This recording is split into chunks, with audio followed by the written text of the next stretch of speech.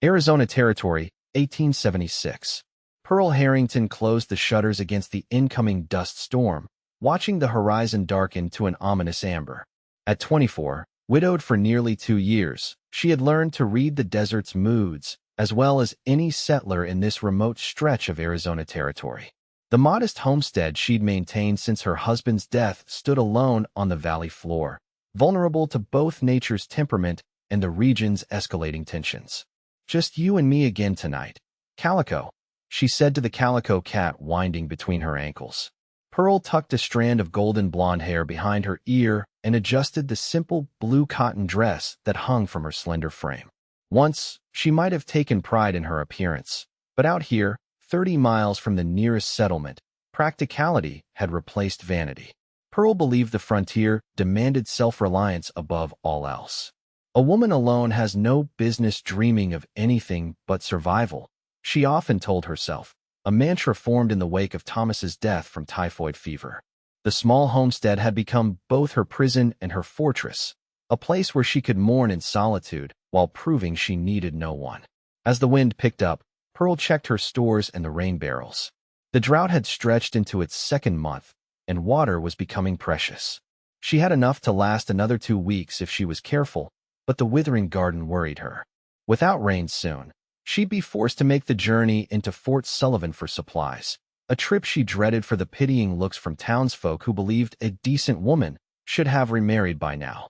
Loneliness was the price of independence, Pearl had decided. And independence was all she could trust in a world that had taken everything else. The storm hit with full force just after dusk, rattling the homestead's wooden walls. Pearl sat by lamplight, mending a torn shirt, when a different sound cut through the howling wind, a sharp, urgent knocking at her door. She froze, needle suspended mid-stitch. In 2 years, no visitor had arrived after dark, certainly not during a dust storm. Reaching for the shotgun Thomas had taught her to use, Pearl approached the door cautiously. "Who's there?" she called, her voice steady despite her racing heart. No answer came, only another weak knock. Pearl tightened her grip on the shotgun and cracked the door open. A man collapsed inward, nearly falling at her feet. In the lamplight, she saw blood soaking through his buckskin shirt. Pearl gasped, stepping back instinctively as she realized he was Apache, young but formidable, with obsidian hair and bronze skin now ashen from blood loss. A ghastly wound marked his side, and his dark eyes registered pain before closing. Her immediate instinct was fear. Relations between settlers and the Apache had deteriorated severely in recent months. Newspapers in Fort Sullivan spoke of raids and reprisals, though Pearl had yet to witness any violence firsthand. Military patrols routinely passed through the region, hunting what they called hostiles. But the man before her was no warrior on the warpath. He was wounded, possibly dying, on her threshold during a raging dust storm.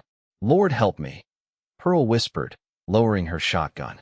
Something beyond reason, perhaps the same stubborn compassion that had led her to nurse Thomas through his final days, made her decision. She couldn't leave anyone, not even an Apache, to die in the storm. With considerable effort, Pearl managed to drag the unconscious man inside and bolt the door against the howling wind. He was younger than she had initially thought, perhaps 25, with features that might have been handsome were they not contorted in pain. A leather pouch hung around his neck, and a knife remained sheathed at his waist, which Pearl cautiously removed and placed on a high shelf. "I must have lost my senses entirely," she muttered, gathering clean cloths and her small supply of medicines. As she cut away his bloodied shirt, Pearl discovered a bullet wound, the lead still embedded in his side. 2 years of frontier life had taught her rudimentary medicine, but extracting a bullet was beyond her experience. Yet, if she did nothing, he would surely die. Through the night, Pearl worked by lamplight, sterilizing her sewing scissors in the flame before using them to extract the bullet. The Apache remained unconscious, occasionally muttering words in his native tongue. Once the bullet was removed, she cleaned the wound with whiskey, packed it with yarrow poultice, and bound it tightly with strips of clean linen. When dawn broke, the storm had passed, leaving everything coated in a fine layer of dust. Pearl, exhausted from her vigil, sat in a chair beside the Apache. In daylight, she could better see his features, the straight nose, high cheekbones, and the story told by scars both old and new. He was undoubtedly a fighter, but something in his countenance suggested dignity rather than savagery. "What am I to do with you?" she whispered, unsure if helping him made her a humanitarian or a traitor. The military patrols would consider him an enemy. The settlers would condemn her for harboring him. Yet something in Pearl rejected those simplistic judgments as she watched him breathe steadily, his life hanging by a thread she had refused to cut. When the Apache's eyes finally opened, they fixed on Pearl with an intensity that made her step back. He spoke something in his language, then switched to halting but clear English. "Why did you help me?" His voice was low, resonant. Pearl lifted her chin. "I couldn't leave you to die in a dust storm. That's all. When you're well enough to travel, you should go." He studied her face for a long moment. "I am Kaetin of the Chiricahua," he said finally. "They call me Puma Walker." "Pearl Harrington," she replied stiffly, maintaining her distance. "You've been shot. The bullet is out, but you've lost blood. You shouldn't move for at least a day or two." Kaetin's eyes narrowed slightly. "The blue coats hunt me. If they find me here, they will kill you too." "Why are they hunting you?" Pearl asked, suddenly aware of the danger she had invited into her home. "Because I refused to go to their reservation," he answered simply. "And because I know these mountains better than they do." Pearl turned away, busying herself with preparing a simple broth. Her mind raced with the implications of her choice. If the military patrol discovered she was harboring an Apache, especially one they were actively pursuing, the consequences would be severe. Yet turning him out in his condition seemed equally impossible. One day, she decided aloud, "You can stay until tomorrow. Then you must leave." Kaetin watched her intently. Why does a young woman live alone in Apache territory? The question struck Pearl like a physical blow. "My husband died. This is our homestead." "Was our homestead?" She stirred the broth more vigorously than necessary. "I manage. The land here is harsh, even for my people who have known it for generations." His words carried no judgment, merely observation. Pearl poured the broth into a cup and approached him carefully. "Can you sit up?" With visible effort, Kaetin shifted, wincing at the pain in his side. Pearl hesitated, then moved to help him, feeling the strength in his arm even in his weakened state. Their proximity made her suddenly self-conscious. It had been 2 years since she had been this close to a man. "Drink," she instructed, handing him the cup. "It will help restore your strength." As Kaetin sipped the broth, Pearl noticed intricate tattoo marks on his forearm, symbols she didn't recognize. Everything about him was foreign to her experience. Yet there was something in his dignified bearing that reminded her of Thomas in his better days, a quiet strength that commanded respect. "You have skill as a healer," Kaetin observed. Pearl shook her head. "I know only what necessity has taught me. Out here, you learn or you perish." "This is true for all people," he replied. "My grandmother was our tribe's healer. She said hands that heal carry power." Despite herself, Pearl felt a flicker of connection at his words. Her own grandmother had been the midwife in their Missouri town before the war drove them west. "Your English is very good," she said instead, changing the subject. "I spent time at the mission school as a boy, before I understood what they wanted to take from us." His expression darkened. "Words are weapons too. I learned to use them." Throughout that day, Pearl tended to Kaetin's wound, changing the poultice and bringing him water and broth. She kept her distance as much as possible, yet found herself drawn into conversation. Kaetin spoke of the mountains to the north, of water sources Pearl hadn't known existed, of plants that could heal and nourish. His knowledge of the land surpassed anything the settlers had accumulated in their brief tenure. "How did you come to be shot?" Pearl finally asked as evening approached. Kaetin's expression remained impassive. "I was scouting. The blue coats have been burning our camps, driving us north. I was watching their movements when they spotted me." "You were alone?" Pearl frowned. "My brother was killed 3 moons ago. I hunt alone now." The simple statement contained depths of loss that Pearl recognized all too well. That night, Pearl slept fitfully in her chair, the loaded shotgun within reach. Not because she feared Kaetin would harm her, somehow that concern had faded, but because of the very real danger that a patrol might arrive. Each creak of the homestead's wooden frame startled her awake. Near dawn, she woke to find Kaetin watching her, his dark eyes reflective in the faint light. "You should sleep in your bed," he said quietly. "I will not harm you." "I know," Pearl replied, surprising herself with the truth of it. But you need to leave today. It isn't safe for either of us. Kaetin nodded slowly. When the sun is highest, I will go. Pearl busied herself with morning chores, acutely aware of Kaetin's presence. When she checked his wound, she found it healing remarkably well, though movement clearly still caused him pain. Your people must have strong medicine, she commented, replacing the bandage. We have knowledge of this land going back many generations, he replied. But your skill helped too. Their fingers brushed as she secured the bandage, and Pearl withdrew her hand quickly, flustered by the unexpected contact and the warmth it sent through her. By midday, Kaetin was dressed in his mended shirt, preparing to depart. Pearl had packed him a small bundle of provisions, dried meat, corn cakes, and healing herbs, a gesture that surprised them both. The mountains to the north will provide cover, she said, avoiding his eyes. There's a stream about 5 miles east that runs year-round. Kaetin accepted the bundle. Why help an Apache when your people hunt mine? Pearl looked up then, meeting his gaze directly.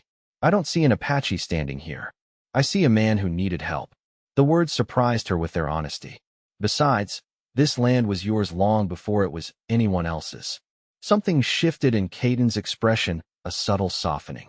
There is wisdom in your words, Pearl Harrington. Before leaving, Kaetin removed the leather pouch from around his neck. For protection, he said, offering it to her. Inside was a small carved stone eagle. I can't accept this, Pearl protested. You saved my life. Among my people, this creates a bond.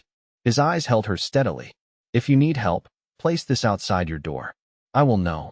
With that enigmatic promise, Kaetin departed, moving like a shadow toward the northern hills. Pearl watched until he disappeared from sight, feeling strangely bereft. She told herself it was merely relief. The danger had passed, and she had done the right thing according to her conscience. Yet that night, the homestead felt emptier than it ever had before. 3 weeks passed, and summer heat baked the valley. Pearl's garden struggled, and the water situation became dire. With no choice left, she hitched her mare to the wagon and made the journey to Fort Sullivan, dreading the interaction but desperate for supplies. The town was unusually busy, with cavalry soldiers visible on every corner. As Pearl secured her horse outside the general store, she overheard fragments of conversation. Apache raids getting worse. Burned the Thompson place last week. Militaries brought in trackers from the reservation. Inside the store, Pearl kept her head down, gathering only what she absolutely needed. The shopkeeper, Mr. Daniels, eyed her with the usual mixture of pity and speculation. Mrs. Harrington, rare to see you in town these days, he commented as he tallied her purchases. Been worried about you out there all alone. What with the Indian troubles? I managed just fine, Mr. Daniels, Pearl replied stiffly. Well, you might want to reconsider that stance. Captain Porter over at the fort says they've tracked hostiles within 5 miles of your homestead. He leaned forward conspiratorially. Between us, I hear Kenneth Patterson's been asking after you. Fine man, good prospects. No woman should face the frontier alone. Pearl bristled at the suggestion. Kenneth Patterson was indeed prosperous, and 20 years her senior, with a reputation for harsh treatment of his ranch hands. Thank you for your concern, she said coldly, gathering her purchases. I prefer my own company.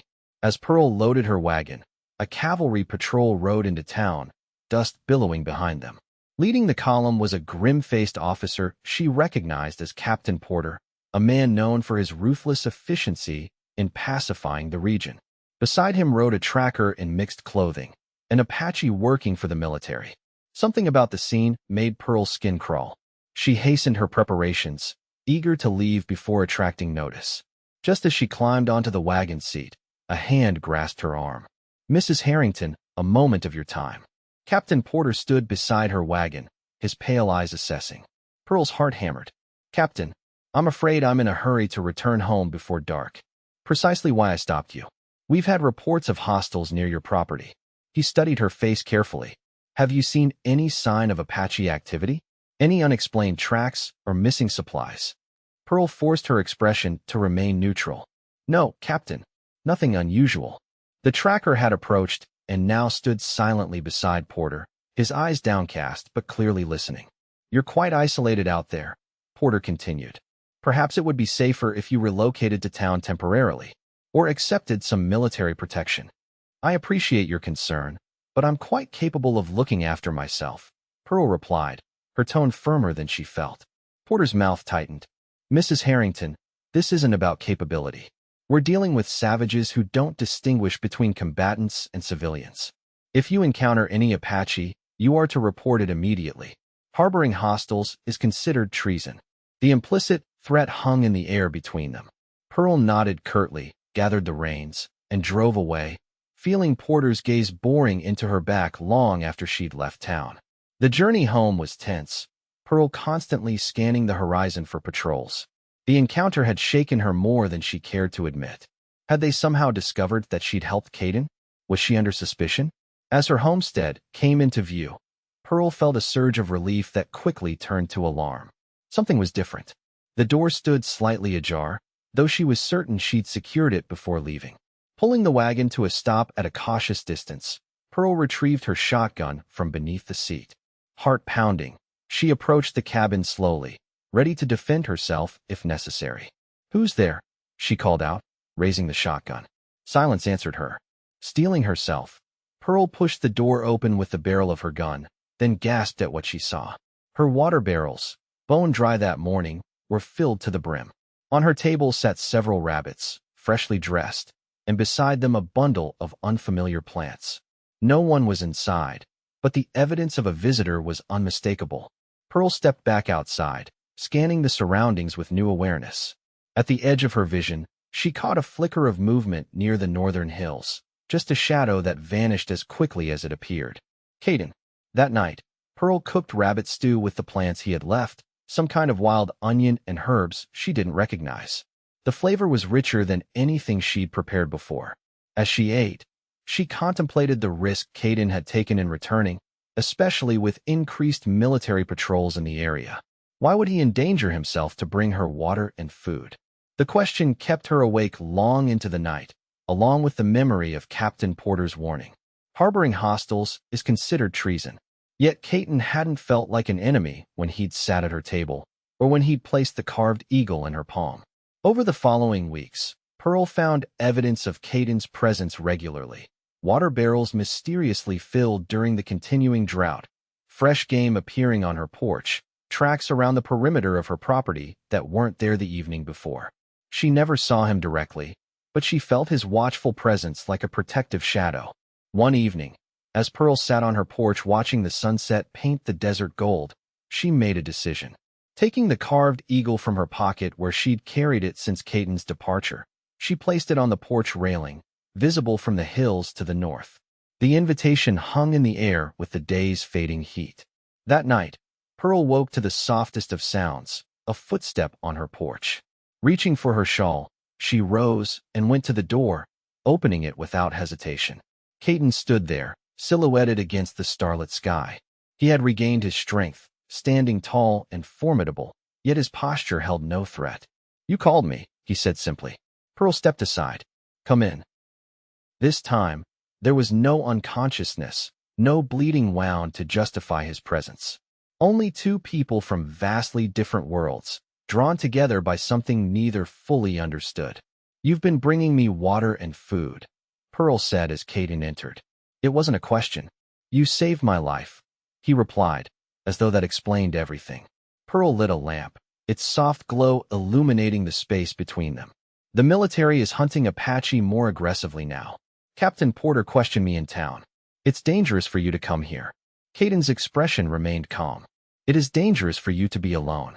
The Bluecoats cannot protect you. Other settlers have been attacked." "By your people?" Pearl asked directly. "Some. Not all Apache are the same, just as not all white people are the same." Kaetin moved to the window, looking out cautiously. "There are those among my people who believe all settlers must be driven out, and there are others who seek a different path." "Which are you?" Pearl asked, though she suspected she already knew the answer. Kaetin turned to face her. "I fight when necessary to protect my people, but I do not kill for vengeance or take the lives of those who have done no harm." His eyes met hers steadily. "You are alone on land that was once ours, yet you tend it with respect. You helped an enemy when others would have let him die." The simple honesty of his words stirred something in Pearl, a recognition of shared values that transcended the boundaries between their worlds. Why did you place the eagle outside? Kaetin asked. Pearl hesitated, uncertain how to explain what she barely understood herself. I wanted to thank you for the water and food. It wasn't the whole truth, but it was all she could articulate. Kaetin nodded, accepting her answer without pressing further. He removed a small bundle from his belt. I brought medicine for your garden. The plants suffer in this drought. Pearl accepted the bundle, their fingers brushing in the exchange. This time, she didn't pull away immediately, and something electric passed between them, a current of awareness that made her breath catch. I should not stay long, Kaetin said, his voice lower. The patrols cross this valley twice each night. How do you know that? Pearl asked, suddenly curious about how closely he had been watching her homestead. A hint of a smile touched Kaetin's lips. I know many things about this valley. About the movements of those who would harm my people. About a woman who lives alone, but is stronger than many warriors I have known. The unexpected compliment warmed Pearl's cheeks. No one had spoken to her with such direct admiration since Thomas's death. Out here, she was pitted or propositioned, never simply respected for her strength. That night began a strange, secret companionship. Every few days, Pearl would place the eagle on her porch railing, and Kaetin would appear after dark. They would talk about the land, about survival, about their different worlds. Kaetin taught Pearl about desert plants she had overlooked, showed her how to find water when the creeks ran dry, explained how to read the weather in cloud patterns invisible to untrained eyes. In return, Pearl shared her knowledge of medicine, teaching Kaetin how to stitch wounds more effectively, how to create tinctures from the herbs they gathered together. She read to him from her small collection of books, watching his fascination with written language rekindle. They never spoke of the growing tension between settlers and Apache, though it shadowed every interaction. Instead, they created a fragile sanctuary in Pearl's homestead, a place where their differences seemed less important than what they shared. One evening in late summer, as they sat on Pearl's porch watching heat lightning illuminate the distant mountains, Kaetin grew unusually quiet. What troubles you? Pearl asked, having learned to read his moods. My people move north tomorrow, he said finally. The bluecoats have destroyed our water sources. We have no choice. Pearl felt a cold weight settle in her stomach. Will you go with them? Kaetin looked at her directly, his dark eyes reflecting the distant lightning. I am torn between two duties. My people need every warrior. Yet. He paused, searching for words. Yet. Pearl prompted softly. There are reasons to remain in this valley. He finished, his gaze unwavering. The implication hung between them, dangerous and exhilarating. Pearl looked away first, her heart racing. What was happening between them defied everything she had been taught, everything the frontier society demanded. Yet in Kaetin's presence, those boundaries seemed increasingly meaningless.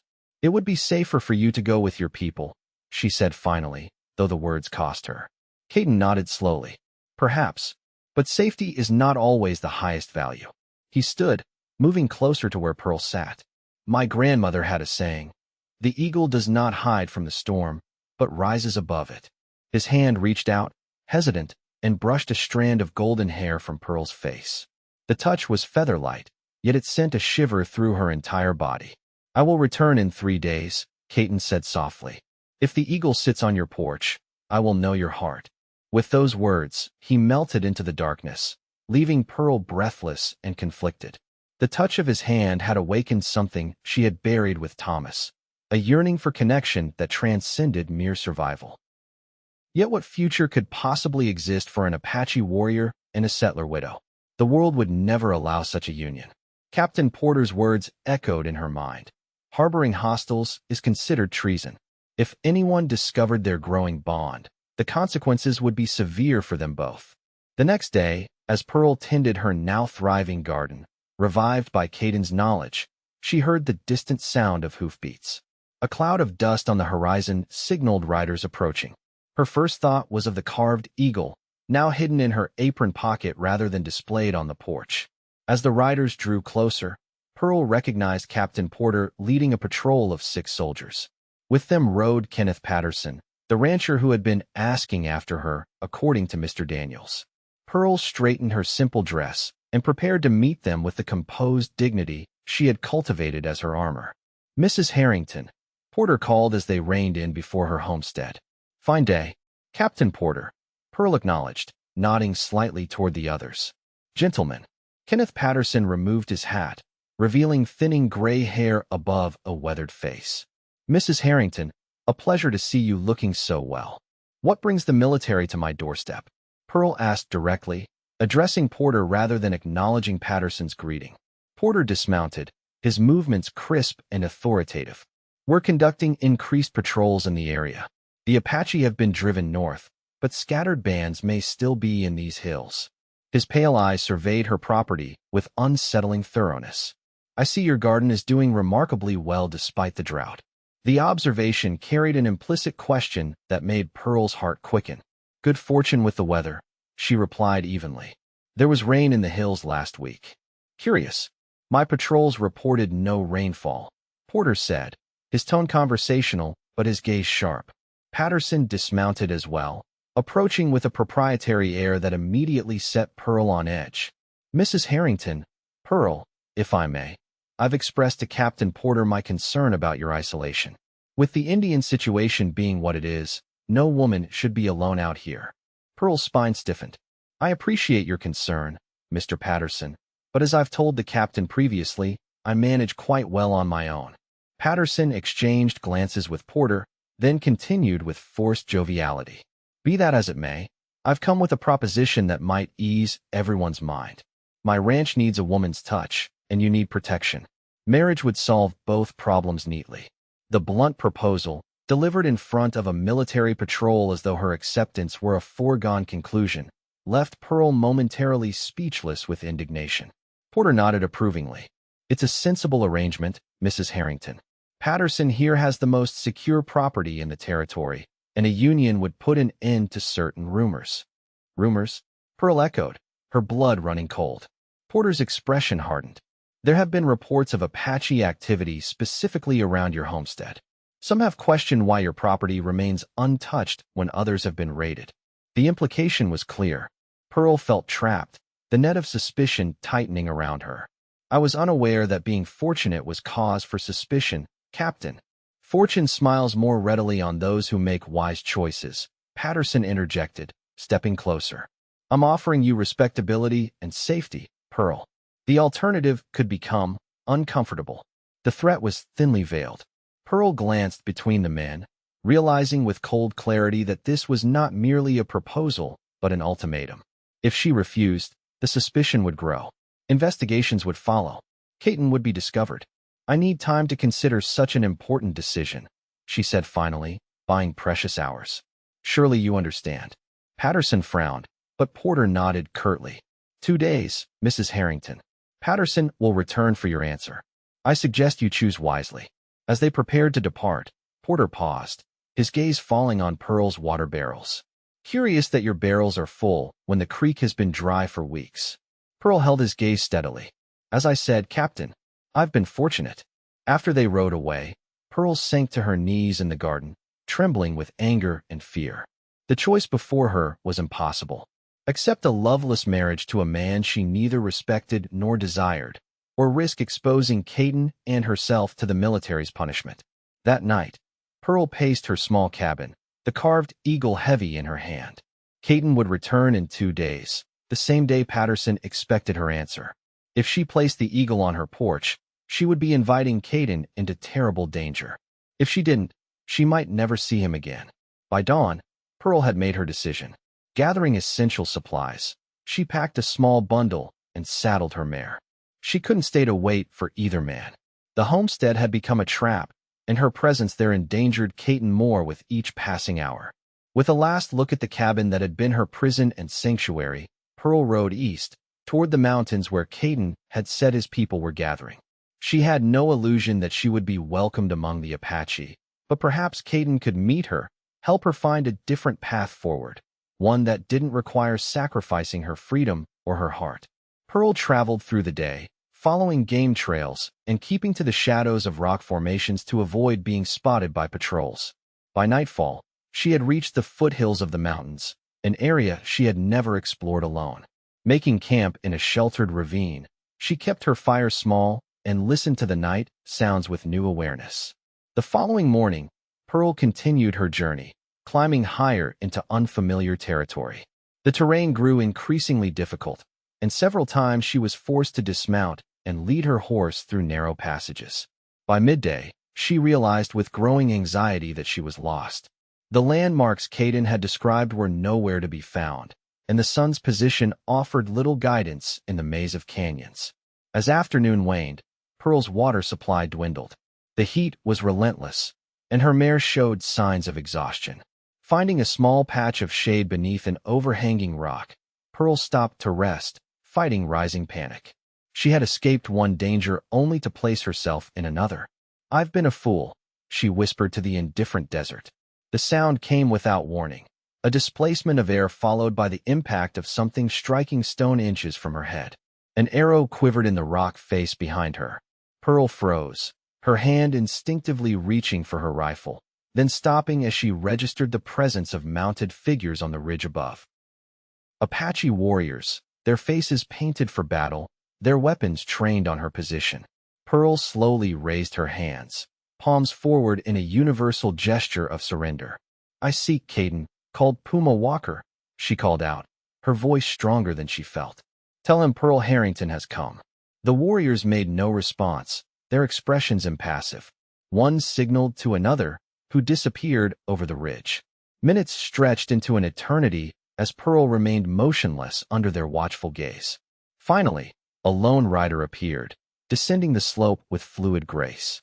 Pearl's heart leaped as she recognized Kaetin, though his expression was guarded, unreadable. He dismounted before her, keeping a deliberate distance. "Why have you come?" he asked in English, his tone formal. Pearl felt the weight of the other warrior's scrutiny as she answered. "Captain Porter suspects me of helping Apache. He and Kenneth Patterson came to my homestead. Patterson demanded marriage in exchange for protection." She met Kaetin's eyes directly. "I could not stay. I could not accept." Something flickered in Kaetin's expression, concern, perhaps, or anger at her situation. He spoke rapidly in Apache to the warriors above, then turned back to Pearl. "It was dangerous to come alone," he said, his voice softer now. "These mountains hold many perils for those who don't know them." "I had no choice," Pearl replied simply. "And I thought, I hoped." She faltered, suddenly uncertain how to express what had driven her to this desperate act. Kaetin stepped closer, lowering his voice. "The eagle. You did not place it." "I couldn't risk your safety," Pearl whispered. "Porter was watching my homestead." Understanding dawned in Kaetin's eyes, followed by a warmth that melted the formal distance he had maintained. "You left everything to warn me." "Yes," Pearl admitted. "And because I couldn't bear the life they would force upon me." Kaetin turned, speaking again to the warriors. After what seemed a lengthy discussion, he returned to Pearl. "My people will allow you to come with us to our camp. It is not done, bringing an outsider, but they respect that you risked yourself to warn one of our own." The journey to the Apache camp took the remainder of the day, winding through passages invisible to untrained eyes. Pearl rode beside Kaetin, the other warriors forming a protective circle around them. As the sun set, they crested a ridge, and Pearl gasped at the sight below. Nestled in a hidden valley was a temporary camp, dozens of hide dwellings arranged in a circle, with fires burning at its center. Children played among the structures while women prepared the evening meal. It was a scene of domestic tranquility that contradicted everything Pearl had been told about wild Apache. Their arrival caused immediate stir.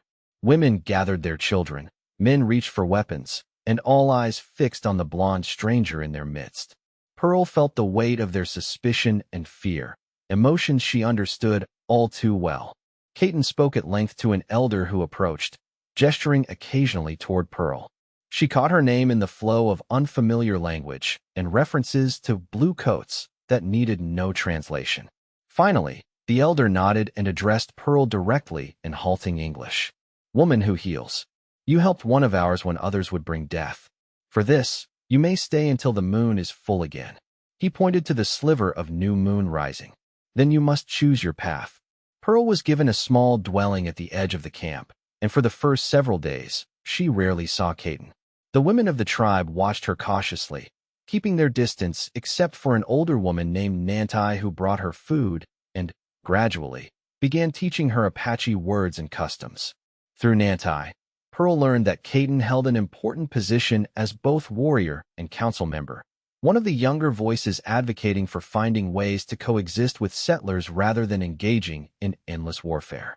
His moderate position had created tensions within the tribe, particularly with those who had lost family to the Blue Coats. On the fifth evening, as Pearl sat outside her dwelling watching the sunset, Kaetin finally approached, carrying a bundle of plants. "You have been accepted more quickly than I expected," he said, settling beside her. "Nantai says you learn our ways with respect." Pearl smiled slightly. She is a patient teacher, though I'm sure many still view me with suspicion, as your people would view an Apache who suddenly appeared in your settlement, Kaetin observed wryly. "Fear of the unknown is natural. Overcoming it takes courage." He offered her the bundle. "Healing plants. Nantai says you have been collecting them and learning their uses." Their fingers brushed as Pearl accepted the gift, and once again, that current of awareness passed between them. In the fading light, Kaetin's features seemed softer, the warrior's vigilance replaced by something more vulnerable. "The elder said I must choose my path when the moon is full," Pearl said quietly. What did he mean? Kaetin looked toward the distant mountains. "No outsider can remain with the tribe indefinitely. When the moon is full, you must either return to your people or—" He hesitated. "Or," Pearl prompted, her heart quickening. "Or become part of the tribe through marriage," Kaetin finished, his eyes meeting hers directly. "It is the only way our people would accept your permanent presence." The implication hung between them, neither acknowledging the unspoken question. After a moment, Kaetin continued more pragmatically. "Returning may not be safe. The Blue Coats will question why you fled, where you have been. They may imprison you for helping me." Pearl nodded slowly. "And staying means leaving behind everything I've known. Becoming someone new." "Yes," Kaetin agreed. "Neither choice is without sacrifice." They sat in companionable silence as darkness fell, the complexity of their situation settling around them like the night. Finally, Kaetin spoke again, his voice barely above a whisper. "When I was wounded, you saw me as a man in need, not an enemy. You crossed a boundary few would dare approach." He turned to face her fully. "I have watched you these past months, your strength, your gentleness, your willingness to learn.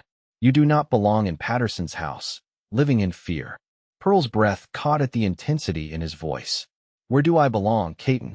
Instead of answering, he reached out, his fingers tracing the curve of her cheek with exquisite tenderness. The touch ignited something in Pearl, a longing she had denied for too long. When Kaetin leaned forward, she met him halfway, their lips coming together in a kiss that transcended the divisions between their worlds. In that moment, Pearl knew her choice was already made. The days that followed took on a dreamlike quality. Pearl continued learning Apache ways from Nantai, who, upon realizing what was developing between Pearl and Kaetin, became more forthcoming with knowledge a tribal wife would need. Kaetin spent more time with Pearl, teaching her to move silently through the forest, to track game, to read the night sky as his people did. Their growing closeness did not go unnoticed. Some in the tribe welcomed the possibility of a union that might bridge understanding between their peoples. Others viewed Pearl with continued suspicion, seeing her as a threat to their traditional ways. One evening, as Pearl sat with the women learning to weave a basket, angry voices rose from the council fire. Though she couldn't understand all the words, she recognized Kaetin's voice raised in defense and heard her own name mentioned repeatedly. Nantai touched Pearl's arm gently. "Some fear change," she said in her limited English. "Fear the unknown. Kaetin fights for you, for a different path." Later that night, Kaetin came to Pearl, his expression troubled. "There is news," he said without preamble. "Our scouts report that Blue Coats search the mountains. They say a white woman has been kidnapped by Apache." Pearl's stomach clenched. "They think you took me by force." "Yes, and they use this as reason to hunt our people more aggressively." Kaetin's jaw tightened. "Patterson leads them. The scout heard him tell the soldiers you are his promised wife." Anger flashed through Pearl at Patterson's presumption. "I gave him no such promise. The Blue Coats do not care for such distinctions. They see only a white woman among savages." The bitterness in Kaetin's voice revealed the depth of his frustration with the settlers' perspectives. "The council is divided. Some wish to move further north immediately. Others—" He didn't need to finish. Pearl understood the implication. Others might see her as a liability to be eliminated. "What do you believe we should do?" she asked, deliberately including herself in his decision. Kaetin's expression softened at her choice of words. "I believe there is a place where we might live beyond the reach of both blue coats and tribal divisions. A valley to the west that my grandfather showed me as a boy. Few know of its existence." "You would leave your people?" Pearl asked, surprised. "Not forever, but until this storm passes." Kaetin took her hands in his. "Pearl Harrington, I ask you directly. If we find this path together, would you walk it as my wife, according to the ways of my people?" The question, though anticipated, still took Pearl's breath away. This was no conventional proposal, no safe future being offered. It was an invitation to step completely outside the boundaries of the world she had known, to embrace not just a man, but an entirely new existence. Looking into Kaetin's eyes, Pearl saw not an Apache warrior or a representative of a people she had been taught to fear, but simply the man who had awakened her heart from its long slumber. The man who had shown her respect when others offered only pity or possession. "Yes," she answered, her voice steady with certainty. "I would walk that path with you, Kaetin." Their marriage took place 3 nights later, as the moon approached its fullness. Under the stars, with Nantai and a few others who had accepted Pearl serving as witnesses, they exchanged vows according to Apache tradition. Pearl wore a dress Nantai had helped her make, adorned with symbols of healing and strength. Kaetin wore the ceremonial attire of his position, his bearing regal in the firelight. The ritual itself was simple but profound.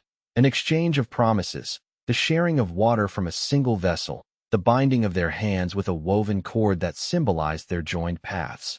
When it was complete, Kaetin spoke the words that made her his wife in the eyes of those present. The celebration that followed was subdued, a necessary concession to the tensions within the tribe and the danger lurking in the surrounding mountains. Yet for Pearl, the night was filled with a joy she had never expected to find again after Thomas's death. In the privacy of their dwelling, Kaetin's tenderness revealed yet another dimension of the man she had chosen, a gentleness that belied his warrior's exterior. Their union, physical and spiritual, sealed a bond that transcended the conflicts of their peoples. Before dawn, they prepared to depart. The elder who had first allowed Pearl to stay blessed their journey, though his expression remained troubled.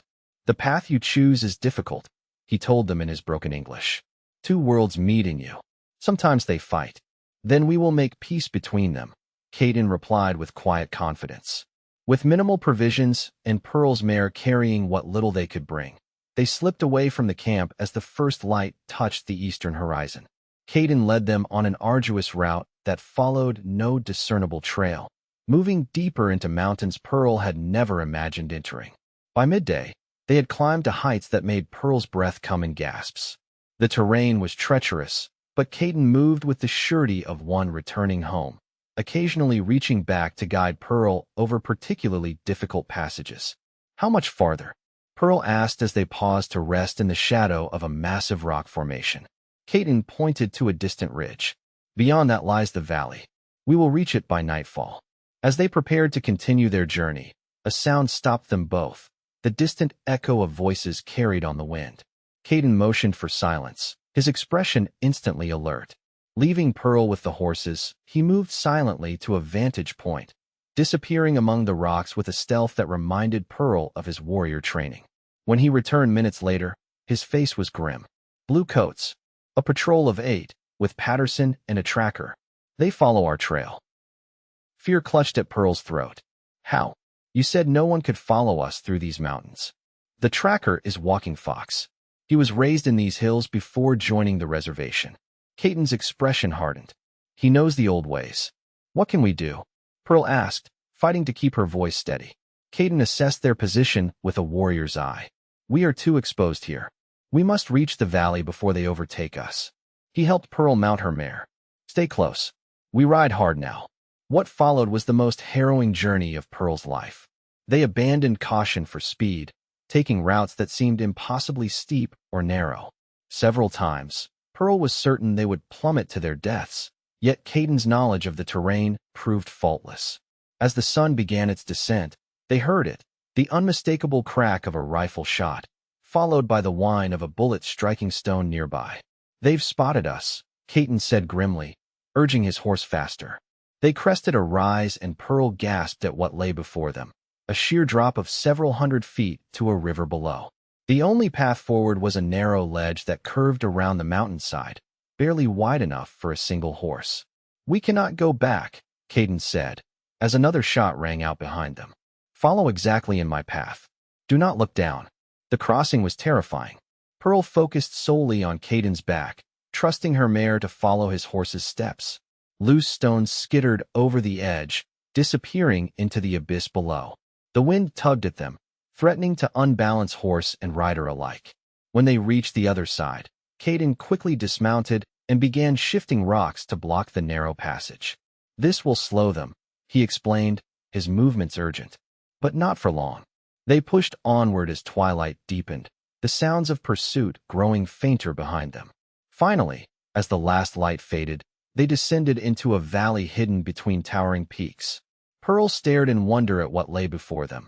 A sheltered paradise with a clear stream running through its center, stands of pine and aspen providing natural shelter, and meadows that promised good grazing. My grandfather's secret place, Kaetin said softly, watching Pearl's reaction. He brought me here as a boy, made me swear never to reveal its location. The Bluecoats have never found it. That night, they made camp beside the stream, keeping their fire small and hidden among the trees. Despite their exhaustion, neither could rest easily, knowing that Patterson and his patrol still hunted them. If they find us here, Pearl asked, what will happen? Kaetin's expression was solemn in the firelight. Patterson will claim you as his kidnapped bride. I will be killed or imprisoned. Our marriage means nothing under their law. Pearl moved closer to him, drawing strength from his presence. Then we must make sure they don't find us. For 3 days, they remained hidden in the valley, establishing a simple camp while watching the heights for signs of pursuit. Kaetin hunted and showed Pearl how to prepare the game according to Apache customs. Together, they explored their sanctuary, finding a cave system that could provide shelter through the coming winter. On the 4th morning, Pearl woke to find Kaetin already up, his posture alert as he stared toward the valley's eastern entrance. What is it? She asked, joining him. Smoke, he replied tersely. They have made camp at the valley entrance. Walking Fox has found our trail. Pearl's heart sank. What can we do? Kaetin was silent for a long moment, weighing their options. There is another way out of this valley, a path so difficult few would attempt it. If we leave now, while they are still making camp, we might escape undetected. And go where? Pearl asked, the reality of their situation settling over her like a weight. Further west, perhaps to California. Kaetin turned to her, his expression grave. But I would not ask you to live forever as a fugitive, Pearl. There is another choice. Pearl understood immediately. I could go to them. Tell them I came willingly. That you never kidnapped me. They would not believe you, Kaetin said gently. Or they would claim you are confused, bewitched by savage ways. But it might spare your life. The suggestion that she might save herself by returning to the world she had left infuriated Pearl. I made my choice, Kaetin. I am your wife. I will not abandon that truth to satisfy their lies. A smile of fierce pride touched Kaetin's lips. Then we fight together. Their plan was simple but dangerous. Using Kaetin's knowledge of guerrilla tactics and Pearl's understanding of military procedures, they prepared to defend their valley. They blocked the main entrance with a barrier of felled trees and loosened boulders that could be triggered to fall. They prepared multiple escape routes and hiding places within the cave system. They gathered weapons, Kaetin's bow and knife, Pearl's rifle, and improvised spears. As they worked, Pearl found herself drawing on strength she hadn't known she possessed. The woman who had once believed herself only capable of survival was now fighting for something far more precious. A future of her own choosing, with the man she had come to love against all expectations. The confrontation came at dawn the following day. Pearl and Kaetin were positioned on a ridge overlooking the valley entrance when the patrol appeared, Captain Porter in the lead, with Patterson and Walking Fox close behind. The remaining soldiers fanned out, rifles ready. They mean to sweep the valley systematically, Kaetin observed quietly. We have perhaps an hour before they reach our camp. Then let's not wait for them to find us, Pearl said with sudden resolve. Let's face them on our terms. Kaetin studied her with surprise and growing admiration. What do you propose? Pearl's plan was audacious. Instead of hiding or fleeing, she would approach the patrol directly, with Kaetin hidden nearby as protection. She would confront Patterson's lies and Porter's assumptions, force them to acknowledge the truth of her choices. It is dangerous, Kaetin warned. If they do not listen, then we still have the advantage of knowing this valley better than they do, Pearl finished. But I must try, Kaetin. I cannot live my life running from their judgment. They descended to the valley floor, where Pearl changed into her settler's dress, kept these past weeks as a reminder of her former life. Kaetin helped her arrange her golden hair in the simple style she had worn at her homestead. No matter what happens, Pearl said, taking Kaetin's hands in hers, know that I have never regretted choosing you. Not for a moment. Kaetin touched his forehead to hers in an intimate gesture. If this fails, run for the caves. I will find you. With that promise between them, Pearl walked openly down the valley toward the approaching patrol. Kaetin melted into the underbrush, his presence invisible but vigilant. Porter spotted her first, raising his hand to halt the patrol. Patterson surged forward, his expression a mixture of triumph and possessive anger. Pearl, he called out. Thank God we found you. What did those savages do to you? Pearl stopped at a safe distance, keeping her voice level. They did nothing to me, Mr. Patterson. I came to them by choice, and I remain by choice. Porter's eyes narrowed suspiciously. Mrs. Harrington, you've been missing for weeks. Mr. Patterson here was concerned when he found your homestead abandoned. I left because Mr. Patterson threatened me. Pearl replied clearly. He demanded I marry him or face accusations of treason. He offered not protection, but ownership. Patterson's face darkened with rage. That's a lie. She's been bewitched by that Apache savage. We tracked him to her homestead multiple times. She was harboring him. Yes, Pearl acknowledged calmly. I helped a wounded man who came to my door. I would have done the same for any human being in need. She lifted her chin defiantly. And yes, I chose to join him rather than submit to Mr. Patterson's demands. Porter signaled his men to spread out, his expression hardening.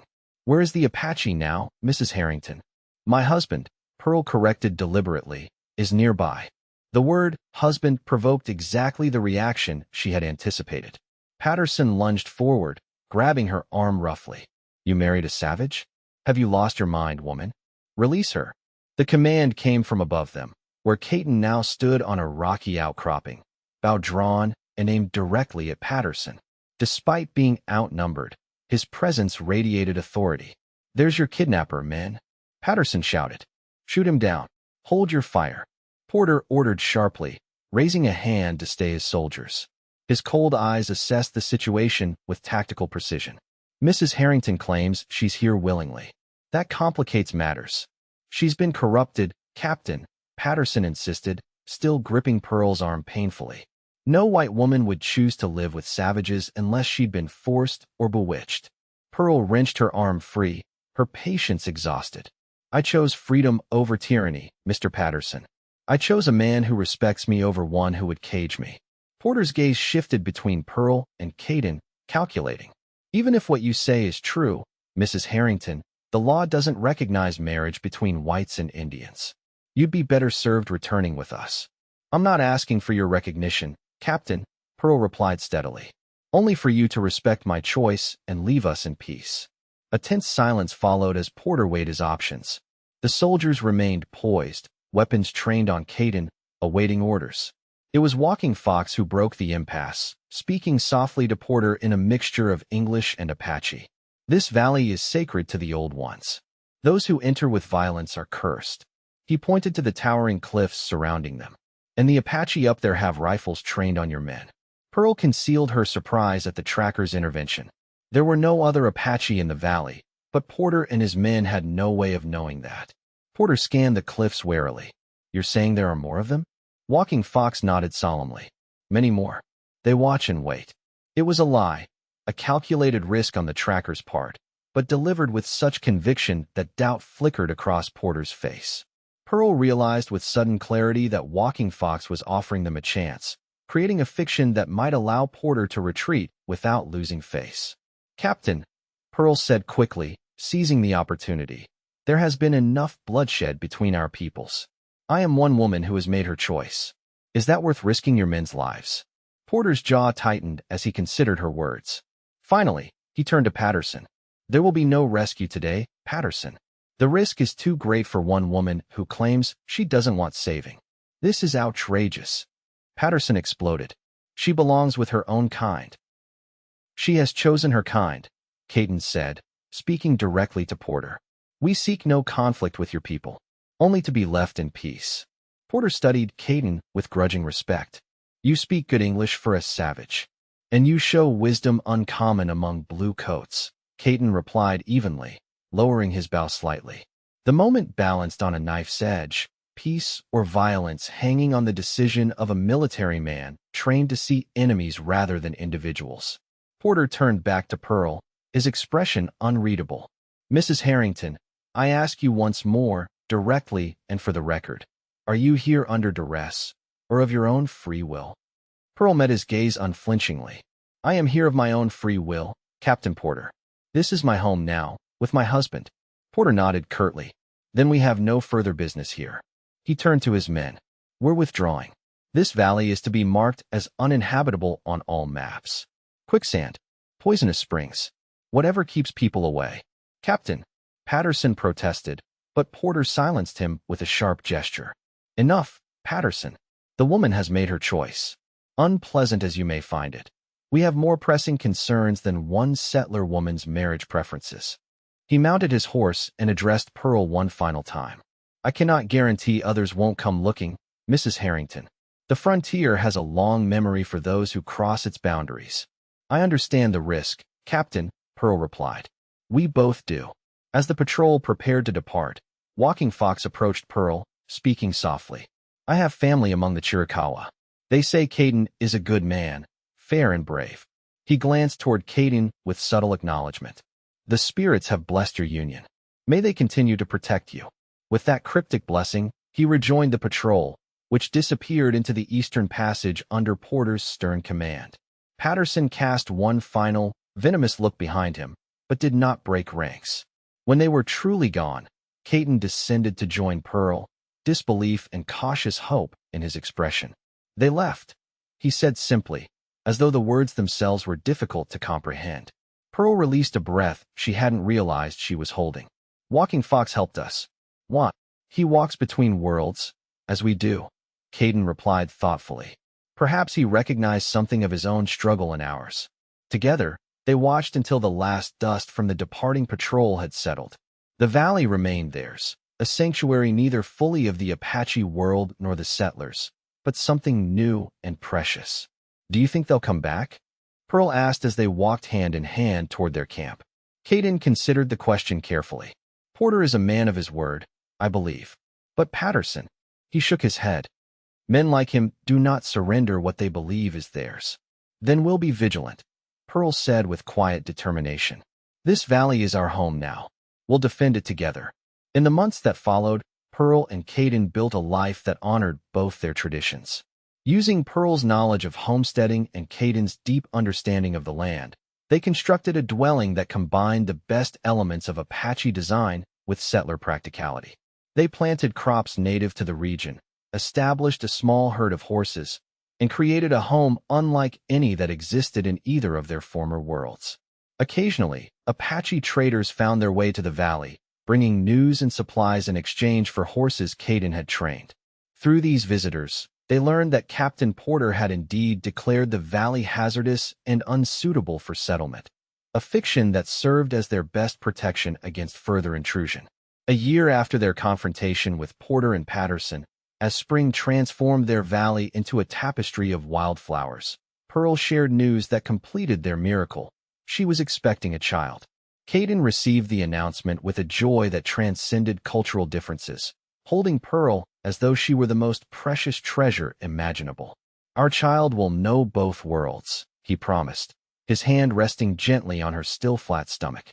The strength and wisdom of the Apache, the knowledge and resilience of your people. He or she will be a bridge between worlds that now stand apart. Pearl smiled, placing her hand over his. Just as we are. As summer ripened into autumn, Pearl felt their child quickening within her. She and Kaetin sat on the porch of their home one evening, watching the sunset paint the valley in gold and amber. The peace they had found still seemed miraculous, a defiance of the expectations and limitations both their societies would have imposed upon them. "I never expected this," Pearl admitted, leaning against Kaetin's shoulder. "When Thomas died, I believed my heart had closed forever. I thought survival alone was enough." Kaetin's arm tightened around her.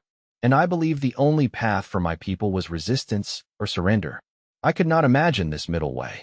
Pearl looked up at the man who had transformed her understanding of love and belonging, not by forcing her to abandon her past, but by helping her build a future that honored the best of both their worlds. "The frontier widow and the wounded Apache," she said with gentle humor. "Who would have thought we'd find home in each other?" Kaetin smiled, his hand resting protectively over their growing child. "Perhaps it is always this way, that love finds its deepest roots in the most unexpected soil." As twilight deepened into night, they remained together on the porch, two people who had defied history, prejudice, and convention to create something precious and new. Their valley sheltered them, a sanctuary carved from wilderness.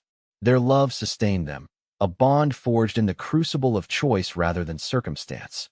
And in the years that followed, as their family grew and their home flourished, Pearl and Kaetin became living proof that the human heart recognizes no boundaries when it finds its true companion, not even on the untamed frontier where their improbable love had first taken root.